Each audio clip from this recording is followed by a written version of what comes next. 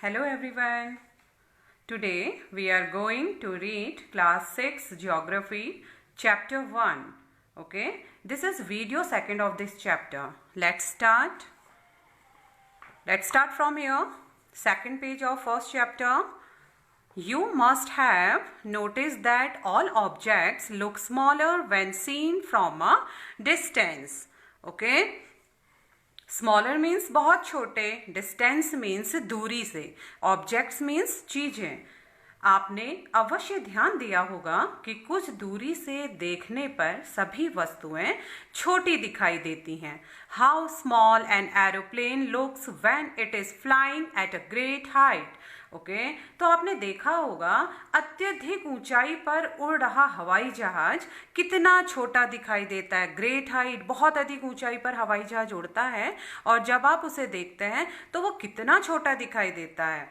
While watching the night sky you may notice various patterns formed by different groups of star. रात्रि में आसमान की ओर देखते समय आप तारों के विभिन्न समूहों द्वारा बनाई गई विभिन्न आकृतियों को देख सकते हैं. ओके, जब आप रात में आसमान को देखेंगे या आपने कभी देखा तो आपने ऑब्जर्व किया होगा कि विभिन्न समूहों द्वारा बनाई गई डिफरेंट टाइप के पैटर्न्स, आकृतियां आपको दिखाई देती हैं. अगर आपने देखा तो ओके, तो ये क्या कहलाता है? कॉन्स्टेलेशन कहलाता है, नक्षत्र मंडल कहलाता है. अगर आपने नहीं देखा तो आप ऑब्जर्व करेंगे नाइट स्काई में, आप देखना कई सारे तारों के समूह, बहुत सारे तारे एक जगह मिलकर एक विविध आकृति बनाते हैं जिसे क्या कहा जाता है? कॉन्स्टेलेशन या नक्षत्र मंडल कहा जाता है. Ursa Major and Big Bear is one such constellation. Ursa Major, okay, उसे Ursa Major या Big Bear भी कहते हैं. वो इसी प्रकार के कॉन्स्टेलेशन का एक नक्षत्र मंडल या तारा मंडल का क्या है? एक उदाहरण है. इसी प्रकार का एक वो नक्षत्र मंडल होता है. One of the most easily recognizable constellation is the Saptarishi. Sapt 7 Rishi sages. Okay. तो बहुत आसानी से पहचान में आने वाला नक्षत्र मंडल एक होता है जिसे हम सप्त ऋषि कहते हैं. सप्त मीन्स 7, 7. ऋषि सेजेस, ऋषि मीन्स सेजेस, साधु संत जिसे हम बोलते हैं. तो ये बहुत आसानी से हर कोई इसे पहचान सकता है, इस नक्षत्र मंडल को, जिसे क्या कहा जाता है? सप्त ऋषि नक्षत्र मंडल कहा जाता है. जैसे कि ये नाम से ही क्लियर है, सप्त यानी 7. यह क्या होता है? 7 तारों का समूह होता है. ठीक है, जो कि नक्षत्र मंडल अर्सा मेजर का ही एक भाग होता है. Okay, let's read. It is a group of 7 stars. जैसे कि आपको अभी बताया, यह 7 तारों का समूह है. You can see on this picture figure 1.1. Okay, this is a Saptarishi constellation. You will concentrate on this figure after reading this paragraph. Okay, so it is a group of 7 stars that forms a part of Ursa Major constellation. यह 7 तारों का समूह है जो कि नक्षत्र मंडल अर्सा major का भाग है. Ask someone elder in your family or neighborhood to show you more stars, planets and constellations in the sky. आप अपने परिवार में या पड़ोस में किसी भी बड़े व्यक्ति से कहिए कि वह आपको आसमान में और अधिक तारों, ग्रहों तथा नक्षत्र मंडलों को दिखाए. आप उनकी सहायता से छत में जाकर रात को आसमान में इन सब चीजों को देखने की कोशिश कर सकते हैं.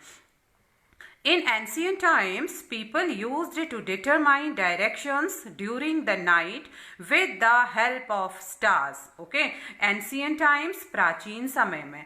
Determine means निर्धारित करते थे, पता लगाते थे. Directions means दिशाओं का. Okay, in ancient times, प्राचीन समय में people used to determine directions during the night with the help of stars. Okay, तो पुराने समय में, प्राचीन समय में पहले लोग कैसे तब तब तो घड़ी का आविष्कार ही नहीं हुआ था, लोगों के पास घड़ी नहीं थी, तो वो कैसे समय का निर्धारण करते थे, कैसे दिशाओं का निर्धारण करते थे? तो उस समय लोग कैसे करते थे? तारों की सहायता से किया करते थे। यदि आप अपने परदादा से, दादा से अगर आप पूछेंगे कि उनके समय पर जब वे छोटे थे तो उनके ग्रैंड पेरेंट्स या उनके पापा कैसे दिशाओं का निर्धारण, कैसे वे समय का पता लगाते थे कि अब बिल्कुल अर्ली मॉर्निंग हो रही है। ओके, तो उनका भी क्या आंसर होगा? सेम आंसर होगा।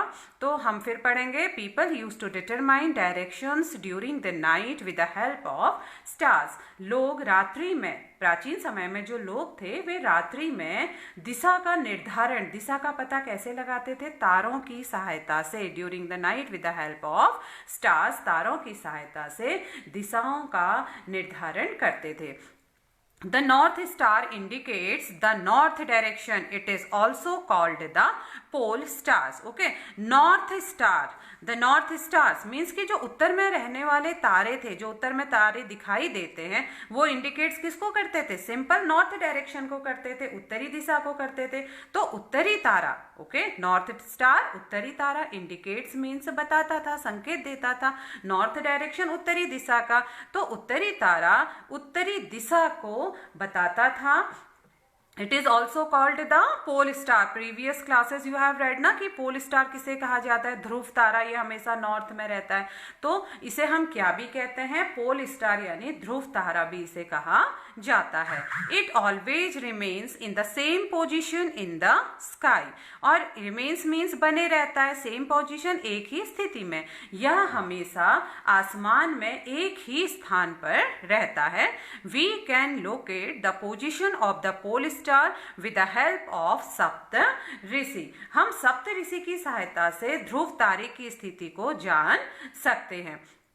Look at figure 1.1। आपको फिर से आप फिगर 1.1 को देखेंगे, you will notice that if an imaginary line is drawn joining the pointer stars and extended further, it will point to the pole star. ठीक है, चित्र 1.1 में आप देखेंगे कि यदि सप्तऋषि मंडल के संकेतक, ओके, यदि पॉइंट स्टार, ऑलराइट, यदि सप्तऋषि मंडल के संकेतक तारों को आपस में मिलाते हुए अगर एक काल्पनिक रेखा खींची जाए, खींचते हैं तो उससे आगे की ओर बढ़ाया जाए, तो यह सीधे कहाँ को इंडिकेट, ध्रुव तारे की ओर इंडिकेट करेगा। ओके, तो देखो ये सीधे अगर हम काल्पनिक रेखा खींचते हैं, अपनी आंखों से उसको मिलाएंगे, तो वो नॉर्थ स्टार यानी ध्रुव तारे को क्या करेगा?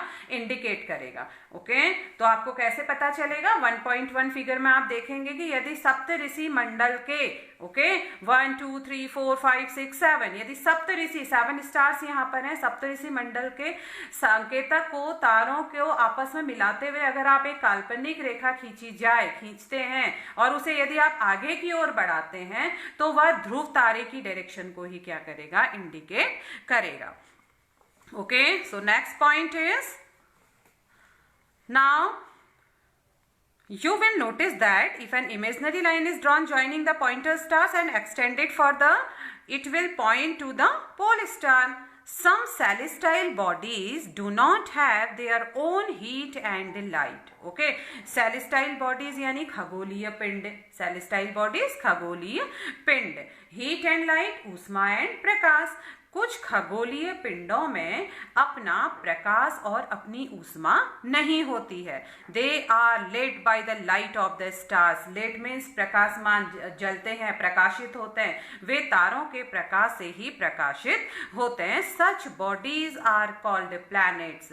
तो ऐसे पिंड, ओके, बॉडीज मीन्स पिंड, ऐसे पिंड, प्लैनेट्स मीन्स ग्रह, ऐसे पिंड ग्रह कहलाते हैं। The word planet comes from the Greek word planetai, which means wanderers. The earth on which we live is a planet. Okay, तो जो ये शब्द प्लैनेट है, ये कहाँ से आया? जैसे हमारे बहुत सारे शब्द कई ग्रीक भाषा से आते हैं, कई रोमन भाषा से आते हैं, ठीक है। तो यह जो शब्द प्लैनेट था, यह अंग्रेजी में प्लैनेट जिसे हम कहते हैं, यह ग्रीक भाषा के प्लैनेटाई, ग्रीक भाषा के किससे आया, ये प्लैनेटाई से आया। जो ये प्लैनेटाई शब्द है, इसका अर्थ होता है वेंडेरर, मीन्स घूमने वाला। वेंडेरर मीन्स घूमने वाला, यानी परिभ्रमक हम इसे कहते हैं, जो कि चारों ओर घूमते रहते हैं। ऑलराइट, तो जो यह प्लैनेट शब्द है, जिसे हम अंग्रेजी में प्लैनेट कहते हैं, हिंदी में ग्रह कहते हैं, यह ग्रीक भाषा के प्लैनेटाई शब्द से बना है, जिसका अर्थ होता है परिभ्रमक, घूमने वाला, अर्थात चारों ओर घूमने वाला। Okay, the earth on which we live is a planet. पृथ्वी जो जहां पर हम रहते हैं वह भी क्या है, एक ग्रह है। Alright, it gets all its heat and light from the sun. यह अपना संपूर्ण प्रकाश एवं ऊष्मा कहाँ से प्राप्त करती है, सूर्य से प्राप्त करती है।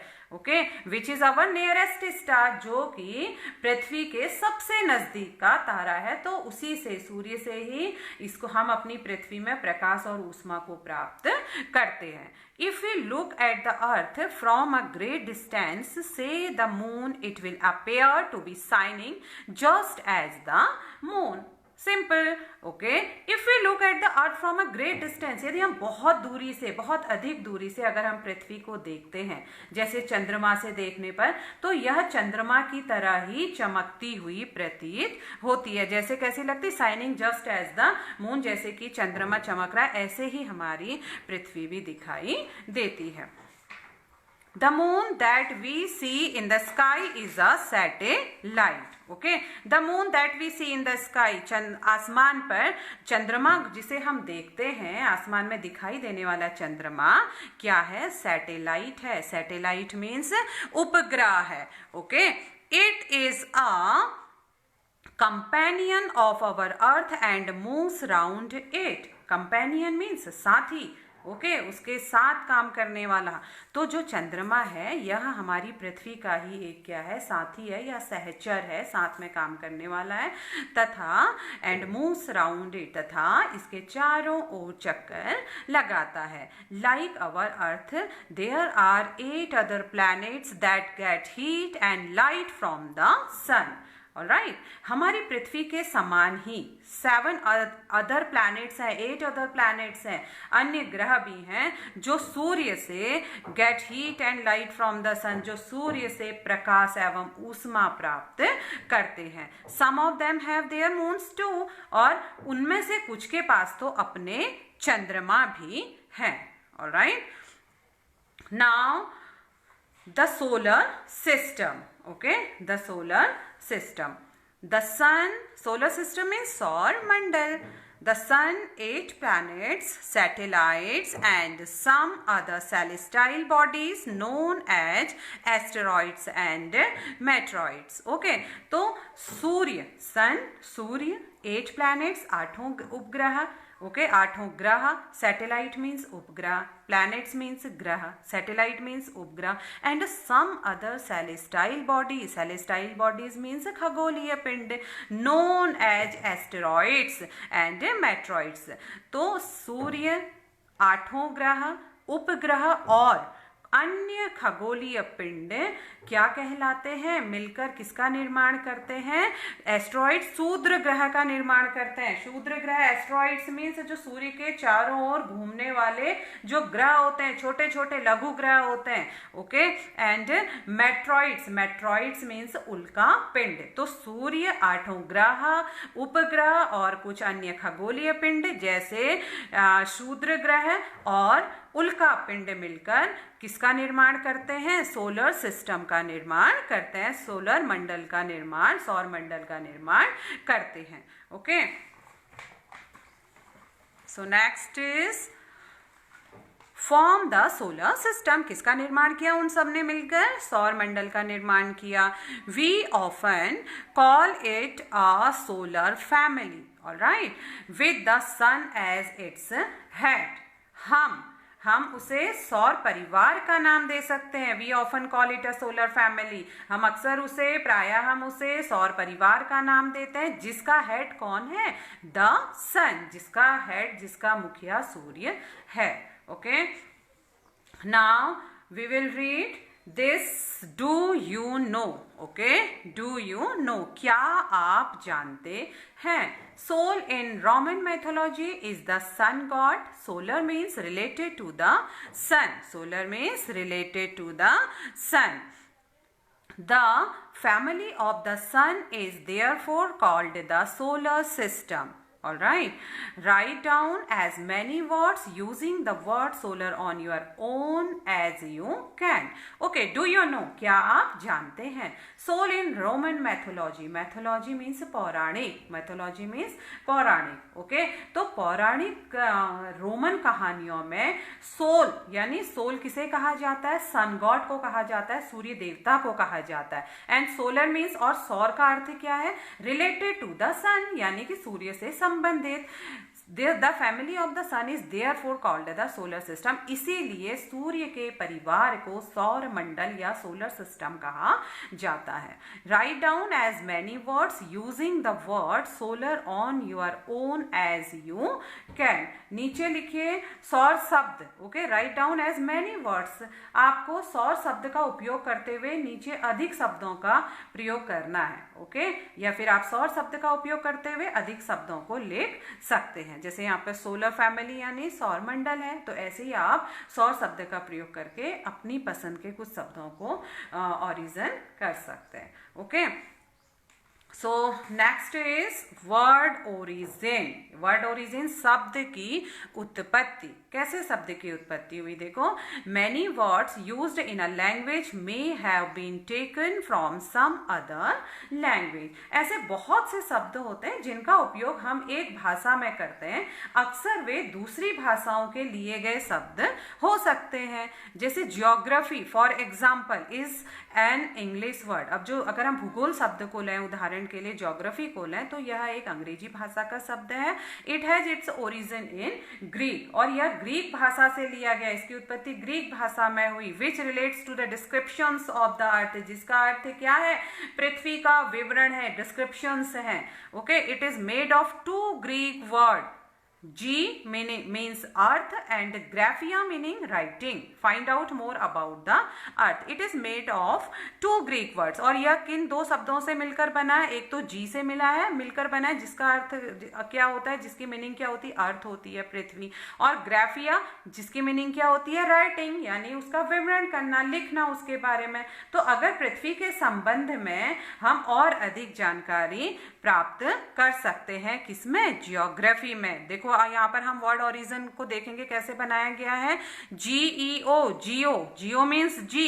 इसको हम 3 भाग में अगर डिवाइड करें, जियो प्लस लॉजी यानी logia. Geology means study of the earth, भूविज्ञान. Okay, geo plus METRY, metry. It means, metry means measurement of the earth, पृथ्वी की नाप, मेजरमेंट करना, geometry. And next is geo plus old यानी geoids. Okay, resembling the shapes and forms of the earth, जहां पर हम पृथ्वी के आकृति, उसकी आकार, उसकी संरचनाओं का अर्थ करते हैं, उसे जियोइड बोलते हैं. Geology, study of the earth. Geometry, measurement of the earth. And geoid means resembling the shapes or form the earth. Alright. So next is the sun. We will read now next topic. The sun, Surya. The sun is in the center of the solar system. Okay, सूर्य सौर मंडल के centre में यानी केंद्र में स्थित है. It is huge and made up of extremely hot gases. Okay, यह it is huge. Huge means बड़ा, एक्सट्रीमली मीन्स अत्यधिक, हॉट गैसेस गर्म गैसों से. ऑलराइट, तो यह बहुत बड़ा है. इट इज ह्यूज एंड, और बहुत अधिक गर्म गैसों से बना है. It provides the pulling force that binds the solar system. It provides the pulling forces that binds the solar system. Okay, binds means बांधना, solar system सौर मंडल. Okay, and pulling force खिंचाव बल. तो इसका जो खिंचाव बल होता है, इससे सौर मंडल को बांधे रखता है. The sun is the ultimate source of heat and light for the solar system. अब सूर्य जो है वो सौर मंडल के लिए प्रकाश एवं ऊष्मा का क्या है, अल्टीमेट सोर्स है, एकमात्र स्रोत है. All right, but that tremendous heat, tremendous means अत्यधिक तेज, okay, but that tremendous heat is not felt so much by us because despite being our nearest star, लेकिन हम इसके अत्यधिक तेज ऊष्मा को महसूस नहीं करते क्योंकि सबसे नजदीक का तारा होने के बावजूद भी यह हमसे बहुत अधिक दूर है. It is far away from us. Alright, या हमसे क्या है, फार अवे, बहुत अधिक दूर है. The sun is about 150 million kilometre away from the earth. और सूर्य जो है हमसे 150 मिलियन करोड़ किलोमीटर दूर है पृथ्वी से. Okay, the sun is about 150 million kilometre, million crore kilometre away, दूर. तो सूर्य जो है वो पृथ्वी से कितना दूर है, 15 करोड़ किलोमीटर दूर है. Now next topic is planets. Okay, planets means graha. Planets means graha. There are 8 planets in our solar system. Okay, हमारे सौर मंडल में 8 ग्रह हैं. Planets means ग्रह. Okay, there are 8 planets in our solar system. हमारे सौर मंडल में 8 ग्रह हैं. In order of their distance from the sun, they are Mercury, Venus, Earth, Mars, Jupiter, Saturn, Uranus and Neptune. Okay, वे हैं in order of their distance. अगर हम सूर्य से उनकी दूरी के अनुसार अगर उन्हें देखें हम, तो वो क्या हैं, in order of their distance from the sun. सूर्य से दूरी के अनुसार वे हैं. ओके, फर्स्ट मरकरी बुध, वीनस शुक्र, अर्थ पृथ्वी, मार्स मंगल, जुपिटर बृहस्पति, सैटर्न शनि, Uranus and Neptune. Okay, Uranus and Neptune. Uranus means Arun and Neptune means Varun. Again I am revising. They are, वे हैं मरकरी बुध, वीनस शुक्र, अर्थ पृथ्वी, मार्स मंगल, जुपिटर बृहस्पति, सैटर्न शनि, यूरेनस अरुण एंड नेपच्यून वरुण. Okay, An easy way to memorize the name of the planets in order of their distance from the sun is. अब अगर हम इसको मेमोराइज करें, क्योंकि कई बार हम क्या करते हैं, इसे कंफ्यूज करते हैं, स्पेशली अगर हमें मेमोरी में रखना हो कि देयर डिस्टेंस फ्रॉम द सन अगर हमें मेमोरी में रखना होगा, हमें 8 प्लैनेट्स तो हमें लर्न हो जाते हैं इजीली, लेकिन जब बात आती है in order of their distance from the sun तो it will be little confused. Okay, तो ये क्या होगा, थोड़ा सा कंफ्यूज क्रिएट करेगा. तो इसके लिए आपके पास एक ट्रिक है. ठीक है, वे ट्रिक क्या है, इस आपको मेमोराइज करने के लिए, तो ये आपको स्टेटमेंट याद करना है और this statement you can learn easily and quickly. आपको बहुत जल्दी भी याद हो जाएगा और बहुत आसानी से याद हो जाएगा. Okay, because it is correlate with your mom. Alright, okay, my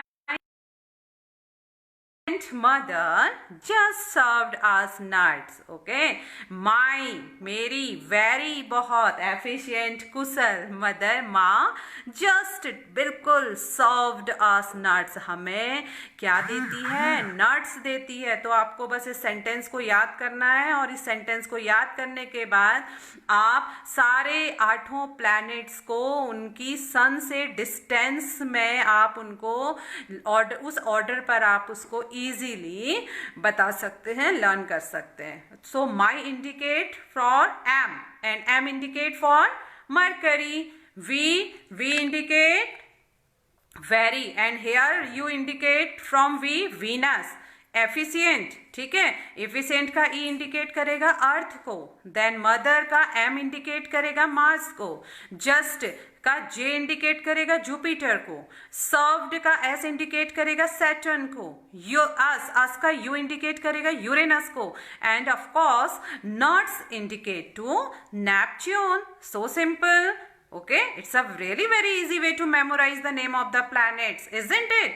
Okay, so next topic is all the 8 planets of the solar system move around the sun in fixed path. Okay, so all the 8 planets of the solar system, सौर मंडल के सभी 8 ग्रह एक fixed path यानी निश्चित पथ पर सूर्य का चक्कर लगाते हैं। ठीक है, उनका जो पाथ होता है सूर्य के चारों चक्कर लगाने का, वो क्या होता है, फिक्स्ड होता है, वो स्टेबल होता है, वो चेंज नहीं होता। These paths are elongated, elongated means लंबे आकार में। ठीक है, इलोंगेटेड मीन्स लंबा और पतला, राउंड में नहीं होते, वो इलोंगेट में पाथ पर वो क्या करते हैं, रिवॉल्व करते हैं, चक्कर लगाते हैं। दीज पाथ्स आर इलोंगेटेड, ये रास्ते, ये जो पाथ है वो दीर्घ वृत्ताकार में फैले होते हैं। They are called orbits, orbits means कक्षा,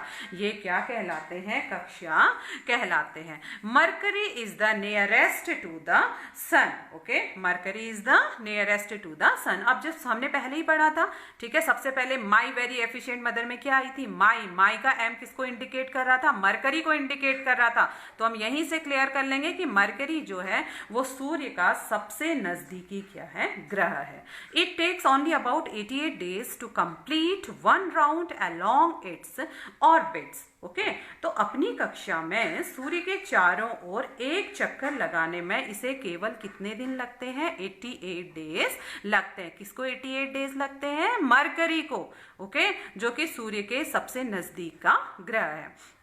And then after, Venus is considered as Earth's twin because its size and shape are very much similar to that of the Earth. अब अगर हम इसके बाद मरकरी के बाद दूसरा ग्रह कौन सा आता है, वीनस आता है। अगर हम शुक्र की बात करें तो शुक्र को पृथ्वी का ही ट्विंस, अर्थ ट्विंस कहा जाता है, यानी कि जुड़वा ग्रह। इसको पृथ्वी का क्या बोला जाता है, जुड़वा ग्रह, अर्थ ट्विंस बोला जाता है। This question is also arise, okay, which planet is known as earth twins. So the answer is Venus is known as earth twins, okay. And the first question is which planet is nearest to the sun. So what is your answer? Mercury is nearest to the sun. 2 questions arise from this one paragraph. तो ऐसे ही छोटे छोटे questions arise हो सकते हैं आपके exams में. If you will concentrate on reading, okay, तो आप easily you can tell answer. ठीक है, तो वीनस को क्या कहा जाता है, अर्थ ट्विंस कहा जाता है, यानी पृथ्वी का जुड़वा ग्रह कहा जाता है। अब क्वेश्चन आएगा कि क्यों कहा जाता है, क्यों कहा जाता है।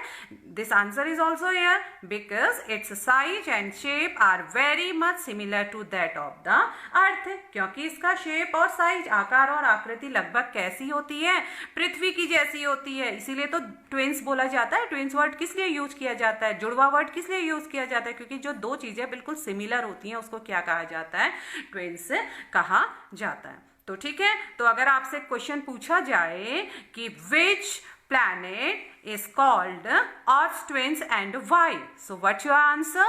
Venus is considered as Earth's twin because its size and shape are very much similar to that of the Earth. All right. So next paragraph. Till recently, August 2006, Pluto was also considered a planet. However, in a meeting of the International Astronomical Union, a decision was taken that Pluto, like other celestial objects, Series 2003 UB 313, discovered in recent past, may be called dwarf planets. Okay, may be called dwarf planets. All right. अब dwarf means होता है बौना, जिसे हम क्या कहते हैं हिंदी में, उसे बौना कहा जाता है। ड्वार्फ प्लैनेट, बौने ग्रह। तो टिल रिसेंटली अगस्त 2006, ठीक है, अगर हम देखें कि प्लूटो, अगर हम अगस्त 2006 की एक अंतर्राष्ट्रीय खगोल संगठन ने एक बैठक में यह निर्णय लिया था कि जो प्लूटो ग्रह है, प्लूटो को भी एक ग्रह माना जाता था। ठीक है, अभी तक हम लोग क्या मानते थे, प्लूटो को भी एक ग्रह मानते थे, लेकिन अंतर्राष्ट्रीय एक इंटरनेशनल एस्ट्रोनॉमिकल यूनियन के द्वारा अंतर्राष्ट्रीय खगोलीय संगठन ने अपनी बैठक अगस्त 2006 में क्या निर्णय लिया कि कुछ समय पहले खोजे गए अन्य खगोलीय पिंड, जिसमें क्या था 2003 सीरीज UB 313 जो था सीरीज, ठीक है, और जो दूसरा ग्रह था ड्वार्फ प्लैनेट जिसे हम बौना ग्रह भी कहते हैं, तो ये दोनों जो ग्रह थे इनको ग्रह कहे जा सकते हैं।